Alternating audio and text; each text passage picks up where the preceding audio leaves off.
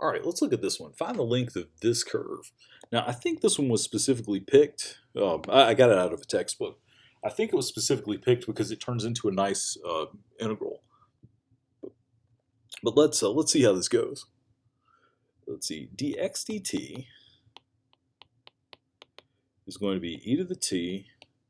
Then the derivative of e to the minus t will be this, the negative there. And dy dt is just -2. Now this one's really easy to square. You just get 4. This one is going to be a little bit of work, but I think it's going to turn into something reasonably nice. Let's see, when you square e to the t, you get e to the 2t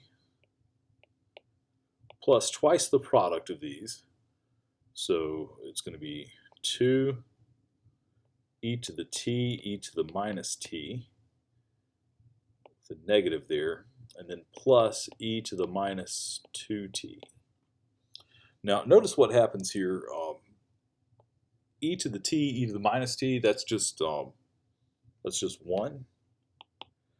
So we get e to the 2t minus 2 plus e to the minus 2t. Yeah, this was made to work out nicely, even though it might not look like it. So our ds is going to be, let's see, we've got to add these two guys together. Add the 4 onto this. So notice what that's going to do, because I only want to write one step here. When you add the 4 onto here, it's just going to bump that -2 to becoming +2. So we get e to the 2t plus 2 plus e to the minus 2t. Of course, there's a dt on the end.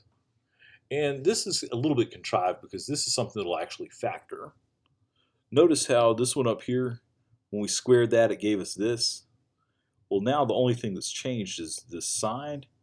So you can take this and factor it into e to the t plus e to the minus t squared.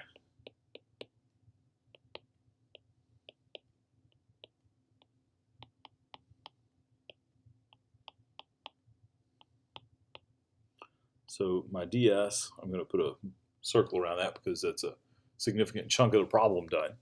ds is equal to that. So now we need to just integrate this from 0 to 3. So 0 to 3 of e to the t plus e to the minus t dt.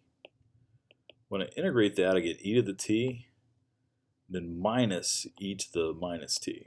Is that right? Yeah, because you integrate this and you just get the same thing, but then you have to divide by -1. So we get that, and we're going from 0 to 3. All right. So plug in the 3, I get e cubed minus e to the minus 3 minus, okay, I'll plug in the 0, I get e to the 0 is 1 minus e to the 0 again is 1. So I'm left with e cubed minus 1 over e cubed. And that's our answer.